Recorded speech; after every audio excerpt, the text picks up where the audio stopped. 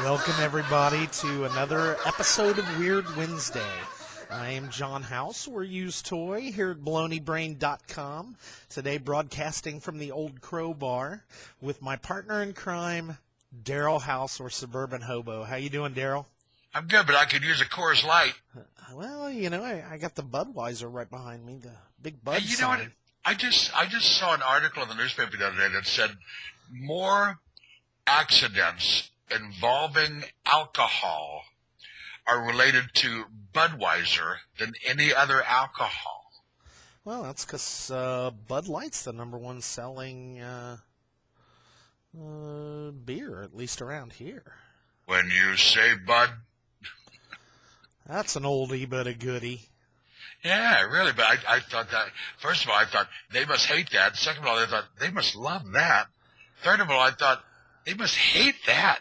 But then I thought they must love that. Well, what do you have for us today? Oh, man, I got some stupid stories today. You know how I love these idiot girls. How about this guy here? 23 years. I know what the town is, but I have no clue where it is. The town is called Slidell. I don't know. It must be in Juarez, Mexico. Anyway, Slidell man arrested in burglary after bucket overhead disguise fails. I love this. 23-year-old Slidell man is facing burglary charges after police say he broke into a seafood business where he used to work, and he stole the money. And then he tried to hide his face from surveillance cameras by wearing a bucket on his head. I'm surprised he didn't walk into a wall. Well, that's kind of where I'm going with this whole thing. That's not part of the story, but I thought, well, that's kind of a moron. Anyway, the camera glimpsed the suspect's face as he was peeking around a corner, I guess so he didn't run into a wall, and police arrested Richard Boudreau at his home last week. Buckethead. Nice. Wasn't there an old joke about a midget, and he'd been arrested for raping? I shouldn't tell this story. I don't know what I'm doing. That one might be a little... Yeah, I got to the punchline way too late on that. Okay, but folks, this is a funny story. What do you got? Zurich opens sex drive-in as part of effort to monitor sex trade. So apparently the prostitution is legal in Switzerland, but they wanted to keep it off the streets. So to keep it off the streets, they spent over $2 million building something kind of similar to a car wash. You take your car in, you negotiate the price, and then you pull into one of 9 bays for, I guess, more or less to get your windshield you put your done. right foot in, you take your right foot out, you put your...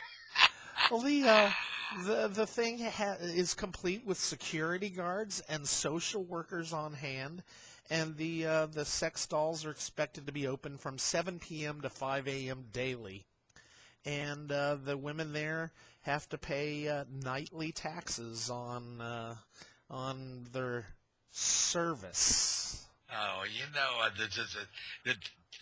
love is in the air. I guess that's what it is. Because just a while ago, before we came on here, I was looking at an article on MSN.com that these guys have created a new telephone app. It's for like instant hookup because, you know, there are people who just want to do it. Don't want to get to know you. Don't want to have a lot of conversation. Don't want to have to take you out for a drink or for dinner. Just want to hook up and do it. They've created a new phone app, and I guess there have been other apps similar to this since 2009, but they're saying that this has huge potential. The amount of money they're raising from sponsors and backers, just is crazy. But that was not my story, but how relevant are we? We are extremely relevant. Yes, we are. Okay, enough stupidity with the buckethead, enough of sex. We're ready for the drug story. This is a man named Bizo Dudu Zoppity Bop Bop Bop. He was arrested for drugs. Can you imagine? Well, we start with this man arrested for marijuana possession. His name, bear with me, Bizo Dudu Zoppity Bop Bop. Seriously, he changed his name to this legally because, and here's the quote, Bizo represents the explosion of awareness of the interconnectedness of the infinite love in the universe.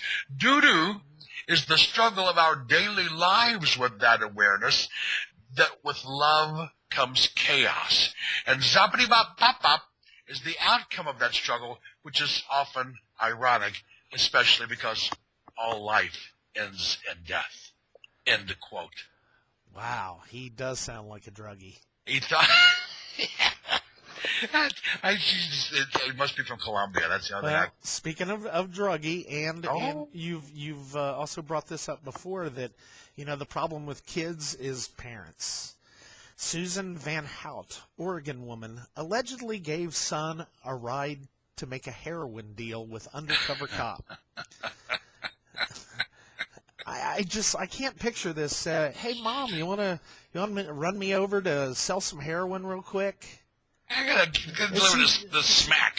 She'd say, well, I have been wanting you to work, so maybe, but yeah, police in West Salem, Oregon arrested her after she allegedly gave her son a ride to what would have been a heroin deal, but it was an undercover cop. Then she hid the heroin for her son, which, of course, a canine had no problem finding.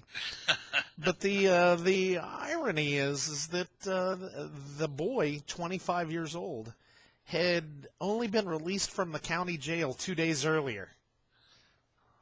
Hey, you want to talk irony? How about this quickie here? Gospel song that's making all the rounds. It's called Keep Your Business Off Your Facebook. I love it. Keep your business off your Facebook. And the song is making all the rounds on Facebook. Irony? Wow. Yes. But now my big story here, and again, we got dumb criminals. I love this one. Seems like more work than it's worth, but a parking meter repairman is now in jail for stealing $210,000 in quarters. Holy moly. I'm telling you, it happened over 5 years. Now, this whole story just leaves me laughing to myself. It happened over 5 years. James Bagarazzo brought home 10,500 pounds of quarters between 2003 and 2011. Quick, do the math. Took him over 5 years to do this between 2003 and 2011.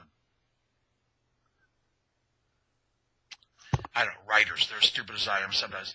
Anyway, he put the quarters in his pockets, and he kept them in the closet of his home, and rather than fix machines, it appears that he was breaking them so the quarters would collect. I guess the company that he worked for, he was just nickeling and diming them. Wow. I got a Florida story for you. Rhonda Beckman was arrested in Florida after allegedly taking off her shirt at a bar and yelling, "It's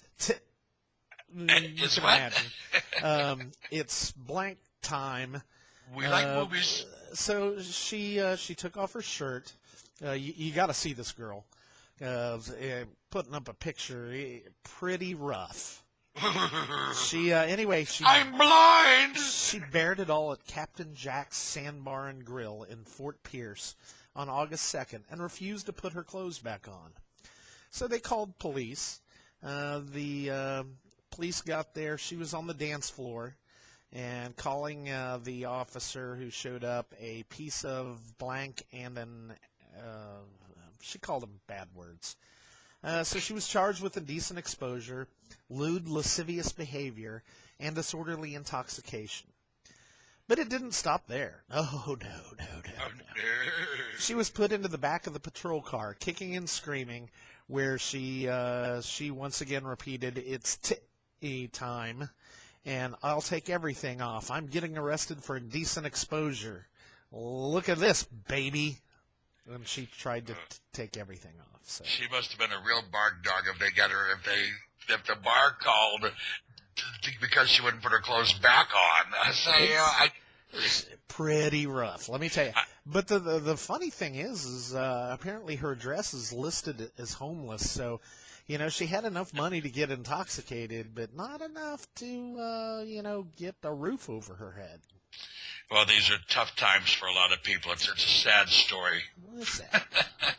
Well, listen, folks, it's a sad story, It's baloneybrain.com on Weird Wednesdays. We're glad you stayed with us for a little bit here and enjoy a couple of laughs with Used Toy and Suburban Nova. We'll see you all next week. Take care, John. See ya.